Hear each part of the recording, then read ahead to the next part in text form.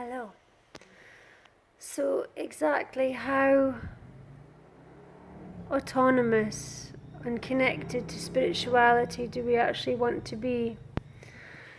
So, this is the dichotomy of spirituality: is the more we understand ourselves, especially at the beginning, when we're absorbing astrology, star signs, Ayurveda, the sun, the moon, the solar flares, the influences, being an empath, being sensitive, being hypersensitive. All these things come in, and what we're actually looking for is to find out who we are, who we really are, as we take away all these layers, the conditioning, the programming, the beliefs that we thought we were, perhaps the religions, the peer groups. As we strip it back, we connect into spirit and the spiritual world. But what we want to be doing is making sure that we're not leaning on the spiritual world to what we could say is define ourselves, or in other words, it could actually be make excuses. So, or justifications for certain ways of being. So, for example, to say, and I've used this example a few times because people do use this behavior to justify their behavior, is saying, well, I can't come, or sorry for being nasty because I'm an Aquarius, or I'm like this because I'm blah blah blah, Scorpio, or I did that because it's a full moon. We are susceptible to everything in the universe because we are part of the universe. So we're affected by the moon, we're affected by the solar flares, we're affected by what suggestions of star signs. But how does this stand if it's the Eastern star astrology or the Western, or if it's the 13 star signs rather than 12? So what does that actually do to your perceptions of who you identify with? But the point of this video is that you can be given all these are just new labels. You're moving away from one set of labels of being male or female, or a certain age bracket, or a certain demographic, or a certain culture, or what level of education that you are. And when you become a spiritual being, then you label yourself as perhaps a Turian, or a I can't think of anything else just now. But all these labels, or you're affected by the moon, or you're an empath, or you're Wicca, whatever. These are all valid, and they're worthy connections. But the point is to make sure that we don't use them as excuses, or we can use them as justifications. But we must always, not must, but the way to become a truly spiritual being and connected is to take full responsibility for ourselves, rather than saying, well, actually it wasn't me, it was because it was a full moon, or it was because I'm a Pisces, or because I'm sensitive. And by having this knowledge of ourselves, what we do is we use it to empower us, not disempower us. And initially, we lean on things to find ourselves. We lean on these identities to explore ourselves, of being an empath, or enjoying Wicca, or connecting with dolphins. And then we have to take that mastery back. So there's a saying I learned in yoga many years ago. I was trained as a yoga teacher. Learn, master, unlearn. Because then you have to come at every single moment with fresh eyes, with fresh perspective and a fresh heart. So to justify anything, it becomes an excuse, or a label, or a crutch. And we have to come at every single situation, because we're always changing. And the world is always changing. So the person we were 5 years ago is different from the person we are now.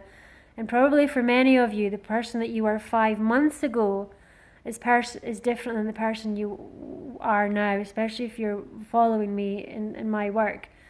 So the more we explore all these spiritual themes of astrology, and as I said, labels and schools of thought, and modalities for Ayurveda, you'll learn what dosha you are, or postures, you'll learn yogic postures, you'll learn what soothes you, what activates you, what you benefit from, different types of meditation. But even the seasons change in Ayurveda. So what you like in the winter may not suit you in the summer. Excuse me. Sorry, I had to sneeze there. And by learning more about these and mastering them, we get to know them inside out, but we also get to uncouple from them. We get to unlearn them. We get to say, yep, that is valid for me, but I choose to take ownership of this, and I'm not going to lean on that spiritual slant, that spiritual arm, to justify or make an excuse for certain types of behavior. So we will be approaching every single moment and saying, well, is this valid, and can I behave in this way to behave in the highest integrity, or are we actually using the identity that we've chosen? It's not actually who we are. By using the word identity, we've identified with it rather than being. So you really want to be the being rather than the identity. So you can have all these tools and you can identify with so many of them, but you really want to be the being inside those identities or those labels. Okay, so this is part of the spiritual journey, and you can explore as much as you like, and the exploring never stops. It's a beautiful multi-dimensional world out there that we can get tapped into. And every single moment I'm also learning a lot about myself in different environments, in different climates, in different communities, in different connections.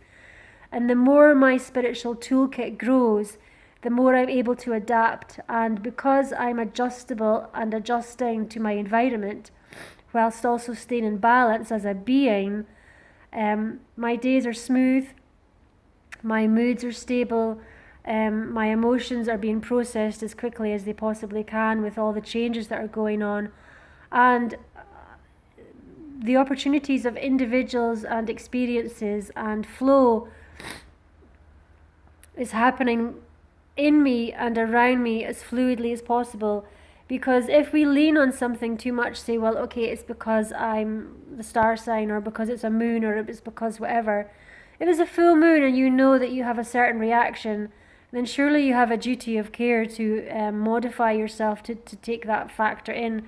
As much as we like to keep our dogs indoors when the fireworks are on, then if it's a full moon, then you should keep yourself safe or well or nurtured in whatever form you need to.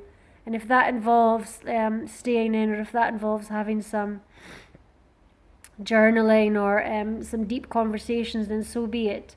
If you need to have a big, deep conversation, then remember to learn how to communicate effectively. These are the tweaks that we have to honor this spiritual journey. So the point of this video was, the more that we learn all these spiritual tools, it's our responsibility to be inside these as we explore and identify with them. And so the other side of that is, as you find another spiritual modality and you identify with it, you can explore it as much as you can, and you can relate to it.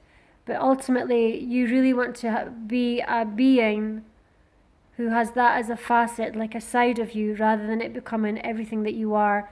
So that when you meet other people or you interact in the world, it's being used as a layer of who you choose to be, and a wonderful, loving aspect, rather than an excuse to justify certain types of behavior that can impact you or others or the world in a certain manner. So spiritual well-being and spiritual accountability as we develop our multidimensional self.